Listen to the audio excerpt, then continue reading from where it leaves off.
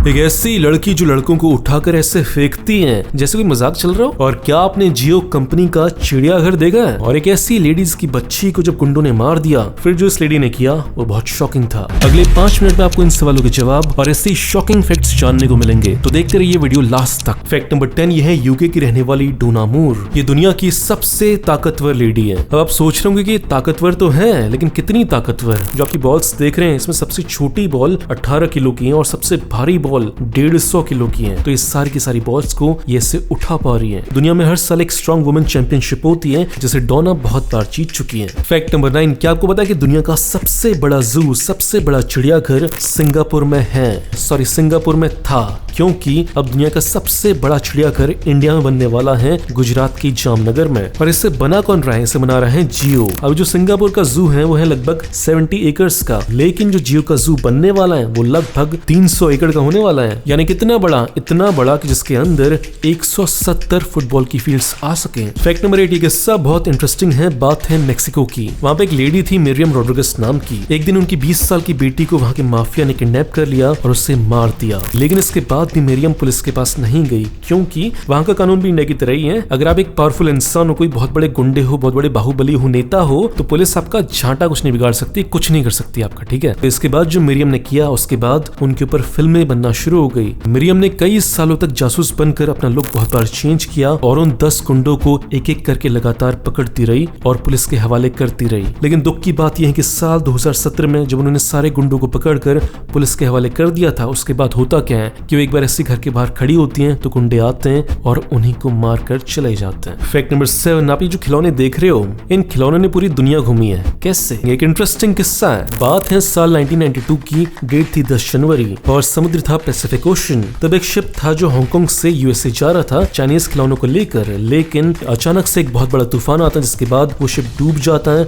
और शिप के अंदर जितने भी खिलौने होते हैं वो सारे के सारे पानी के ऊपर तैरते रहते हैं। और कब तक तैरते हैं? आने वाले कई दशकों तक। और आज की तारीख में भी बहुत सारे बीचेस पर ये खिलौने मिलते रहते हैं। फैक्ट नंबर 6, चाइना में एक कार्टून है जो बैन है और उस कार्टून का नाम है विनी द पू। लेकिन उससे बैन किया क्यों है? इसलिए किया है क्योंकि जो कार्टून है ये शी जिनपिंग की तरह दिखता है और वहाँ के जो लोग हैं वो मजाक उड़ाते हैं सांप का, तो सांप को बिल्कुल पसंद नहीं है और इसलिए वहाँ की सरकार ने इस कार्टून को ही बैन कर दिया। फैक्ट नंबर 5, आज से कई साल पहले जब लोगों को साफ नहीं दिखता था तो लोग कुछ नहीं कर पाते थे। फिर चश्मे का इजाद हुआ, लोगों ने चश्मा पहनना शुरू किया और फिर लोगों को साफ दिखना शुरू हुआ। लेकिन आज की तारीख में आप चश्मे की बजाय एक लेंस पहन सकते हो अपनी आंखों के ऊपर। आपको चश्मा पहनने की जरूरत नहीं है। लेकिन फ्यूचर क्या होने वाला? फ्यूचर ऐसा होने वाला है कि आपको जो लेंस है उसमें ऐसे कुछ चेंजेस किए जाएंगे जिसके बाद आप जैसे अपने कैमरे को जूम करते हो वैसे ही आप अपनी आंखों को भी जूम कर पाओगे। इसके लिए यूनिवर्सिटी ऑफ कैलिफोर्निया के साइंटिस्ट काम कर रहे हैं। फैक्ट नंबर 4, जर्मनी में जब लोग शादी करते हैं तो शादी करने के बाद एक रस्म होती है। उस रस्म में ये होता है कि सारे के सारे रिश्तेदार मिलकर जो बर्तन है वो रोड पर ऐसे तोड़ने लगते हैं। क्यों तोड़ते हैं? ताकि जो कपल है वो दोनों साथ मिलकर इस पूरी भसड़ को, गंदगी को साफ कर पाए। और ऐसा करने में वो दोनों साथ में काम करेंगे जिससे डिफिकल्ट टाइम में काम करने का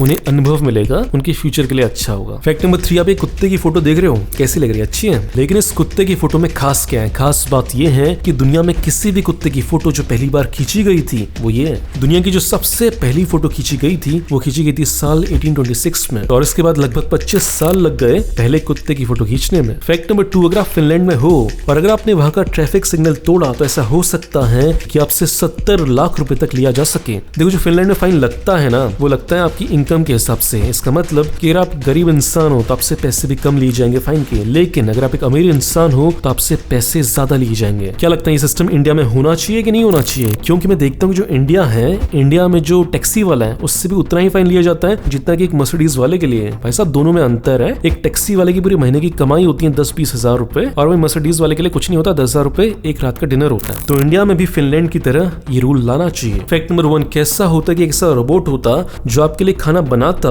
और खाना बनाने के बाद बर्तन भी साफ कर देता और पूरा किचन भी साफ कर देता। तो ऐसा रोबोट यूके में बन चुका है जिसका नाम है मॉली किचन रोबोट। इस रोबोट में से 2 हाथ निकले हुए हैं जो बिल्कुल इंसान के हाथों की तरह काम करते हैं, सारे काम करते हैं। फ्रिज से चीजों को निकालना और जो सारी चीजें खाने में डाली जाती हैं वो कितनी मात्रा में डालनी है सब इसे पता है। लेकिन एक प्रॉब्लम है कि इसका जो प्राइस है वो है लगभग 2.5 करोड़ रुपए। थोड़ा सस्ता नहीं हो गया? तो ये तो थी फैक्ट्स की बात। यहाँ पे सारे फैक्ट्स खत्म। अब ये जानने में इंटरेस्टेड हो कि मैं कौन हूँ, मैं फैक्ट्स ढूंढने के अलावा करता क्या हूँ, मैं सोचता क्या हूँ, तो इंस्टाग्राम पर आप मुझे फॉलो कर सकते हो। लिखना है बस सीक्रेट इंडियन टीवी और मेरी प्रोफाइल आपके सामने ऐसे आ जाएगी।